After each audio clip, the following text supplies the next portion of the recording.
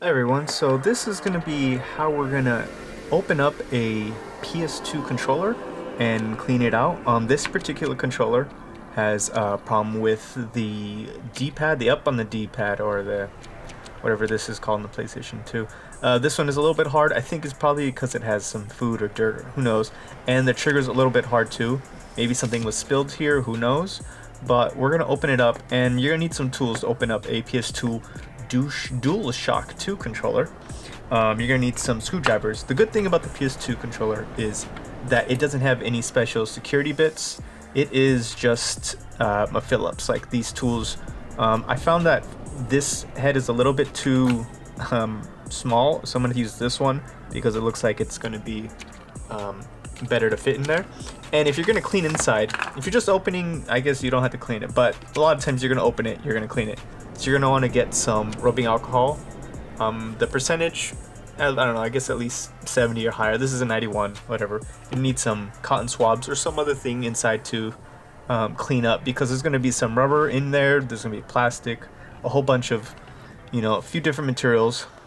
So this is what I'm gonna do. Flip it over, and remember the parts on your particular controller. If it's broken, remember what buttons those are, or joystick or something, a gunk. You're gonna want to just remember that, so you know what part you're doing. So you're gonna get the screwdriver, and you make sure to put enough force in downwards to be able to turn it, because if sometimes these haven't been opened since they've been made, and these things are pretty old already.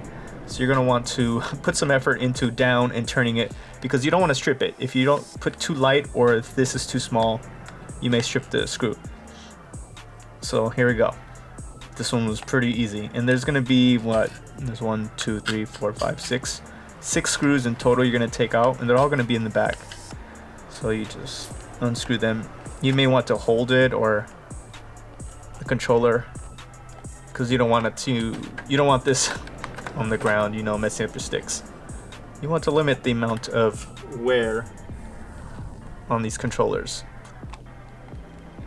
This one's just a little harder than the other one.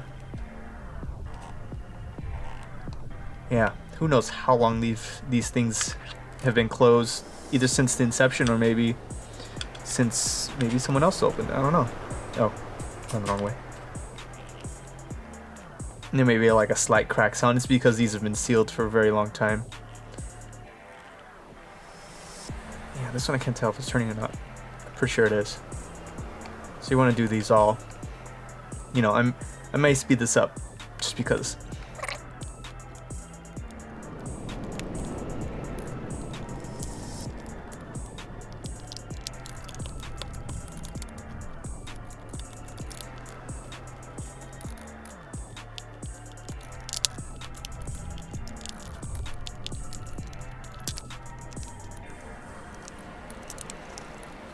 Alright, so now we're at the point where we're going to open like this. Some of these may not want to come all the way, which is fine.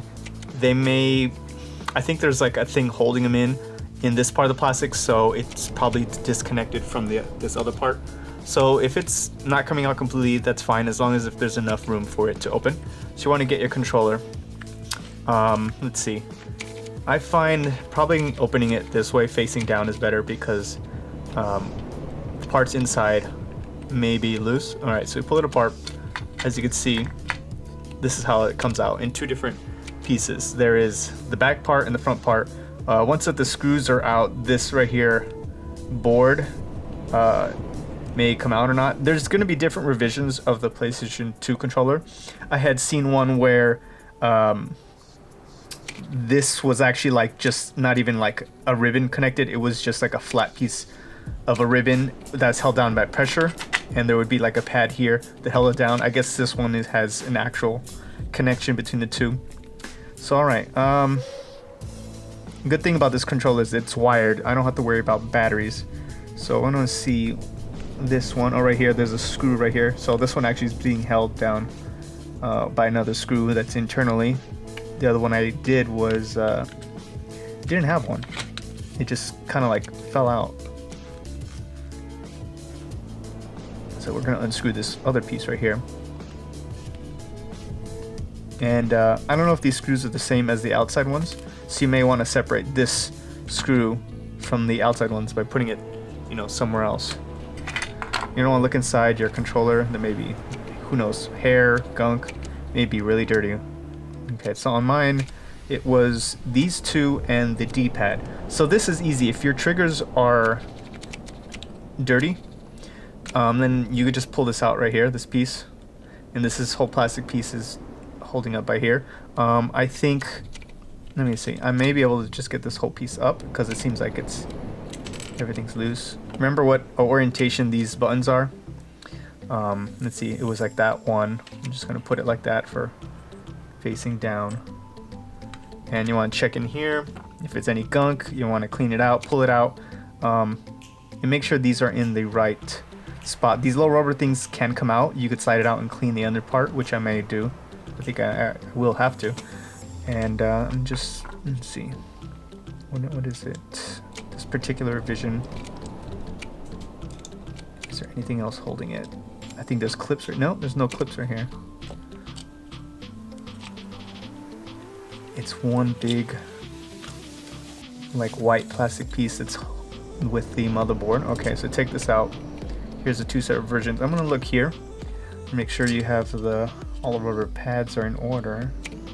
I haven't seen one that's green in a different color. It's funny. So this one right here, I'm gonna want to clean. Here, I probably want to clean the contacts on the other part. I'm gonna pull this out. This one looks clean. I think maybe it's a contact that's just dirty. Yeah, this doesn't look, but it's still gotta clean it out just in case.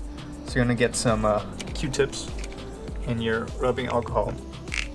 You don't wanna, you know, put some on however much you want. If it's really dirty, you want to put more. And this doesn't look that dirty.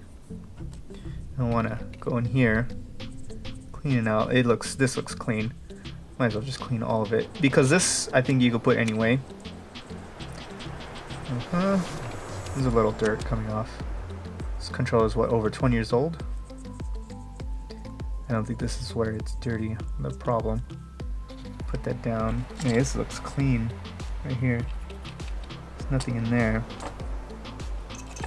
Okay, it's probably gonna be the other plastic part, the motherboard. So come over here. Let's see, how are you connected? There's gonna be some tension. Okay, so this right here is going the other side.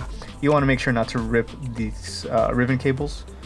I have no reason to take it apart. It'll just cause more headache for me. I'm gonna flip it over. And dang, this thing looks clean. It was pretty clean. I had a little problem here. It's clean right over.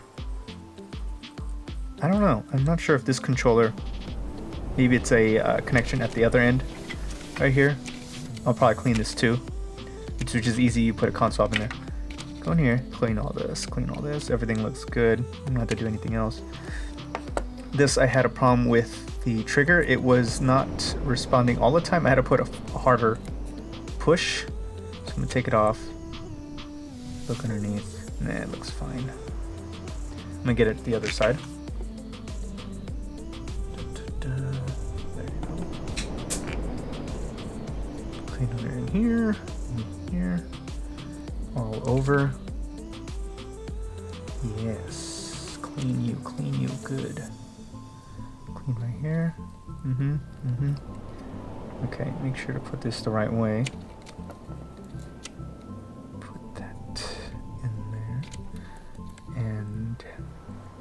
Yeah, the big part is up. How much far back? It's about these rubbers. These could also be replaceable if this particular rubbers are bad. You can get new ones online, probably on eBay. I'll have links in the description down below for the tools and everything you need that you could do. Yeah, you can look down below in the description for the links for all the tools and everything. So. What is next? Now that I've cleaned it, I don't believe there's anything else I need to clean. I may look around how the edges sticks. Even if these are bad, or you could just pop these out. Let's see. I feel a little force, so I'm not gonna pull it out. I don't need to. Okay, yeah, let's put it back together. This one's relatively clean. Alright, Okay, so I'm gonna have to flip it, put it back on here, make sure I'm not missing anything, which I am. I gotta put this back on right there. I need 2 hands. There it is, it slipped right in. I'll get this other part. Didn't have to open it up too much. Not take it apart completely. Let us push down here, and then we're gonna want to push this down. Where is? There you go. Okay, it's down pretty good. You may want to hold it down and look on the other side. Okay, nothing fell out. All the buttons are in the right order. And now we're gonna want to get that screw. It's gonna be easier for us to put it together if we put the screw in right now. Let me see. Yeah, I think I could slide that back in after I screw this. Okay. This doesn't seem like it is too hard. It's pretty easy. The PS2 is a pretty easy controller to take apart. When they introduce batteries in the later versions, it gets a little more complicated. So this PS2 and PS1s are going to be probably easier. Alright. Okay, it's pretty solid. Feels good. Nothing fell out. Okay. Put it down, make sure I got my buttons in right.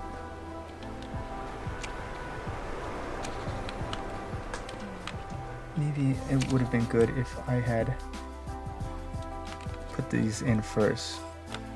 Let's see if I can still get it in a little.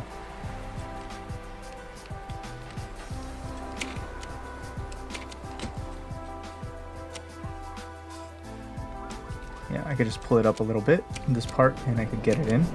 Get this other one in. This down. And just pull slightly up. Make sure you want to get these in the proper groove. Right there. Okay, how's that? Ooh, that feels good. Ooh, feels real good. And this part, you gotta make sure these are in the right way. These triggers, they're not really triggers, they're more like buttons. In the later versions of PS3, it's an actual trigger. Now that everything is held together, this part, you want to make sure that these up here buttons are in the right spot as you put these two together. Okay, there you go. How's that? Good snapping in. How's that feel? This one feels a little off. The rubber, you can see right there, the rubber has moved. So take it back out. Push down. You may want to also get one of your tools to push this rubber down. It tends to move. Okay, feels good. You want to get it right here, and there's, you know where the button is, just push it down. You don't want to rip it, you just want to push it down a little bit. Now before we go into putting it back together, I have to say that one of the hardest parts I ran into this is these right here. These buttons have a rubber piece that goes between here and here. It is, and with all buttons there's like a rubber button, a rubber thing you push down, and it makes contact with the circuit to complete the button press. So you have to make sure that the rubber is flush in there. I'll put it on the screen and show you. It has to be flush with the circuit, because if it's not, it will, the button will come out not right. It's supposed to look like this and make a sound like this. But when I had it previously, it was actually, this back part was depressed like down and this part was up. And it's because the rubber bunched up when I closed this. It bunched up right here, and I had to use something to push it down to get it right, to make it work finally. It took me an extra 30 minutes to do it, but that's the one thing you gotta make sure. You could tell by the sound, so make sure you put it in right. But besides that, that was the only problem I ran into. So let's go back to me putting it back together. Okay, that feels good. Get these right here without getting these other L and R2 buttons from sliding out. Slip it back in, hold it down tightly, and you're gonna flip it over. And now you're gonna start putting the screws in. Put them in the right spots.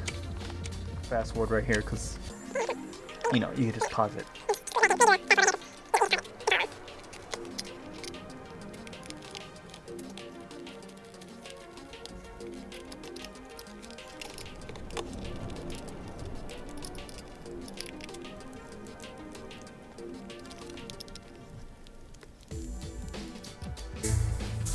Once you have it all put together, screwed in, you want to make sure that it's not put in too far because you don't want to strip it, push it past its limit.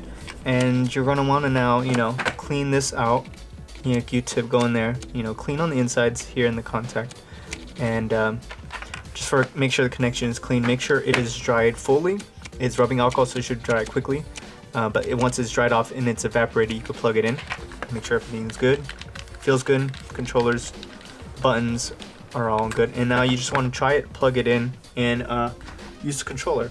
In the description down below, you can find all the tools. If you're looking for any other related PS2 or other repairs, look in the description down below. Yeah, and thank you guys for watching. Hopefully it's helped you to do some of these repairs, and then there's no further issues with the controller, hopefully. And thank you guys for watching. Please stick around if you want to see some more by subscribing, and thank you. I'll see you guys next time if you stick around. So thank you. I'll see you guys later. Bye.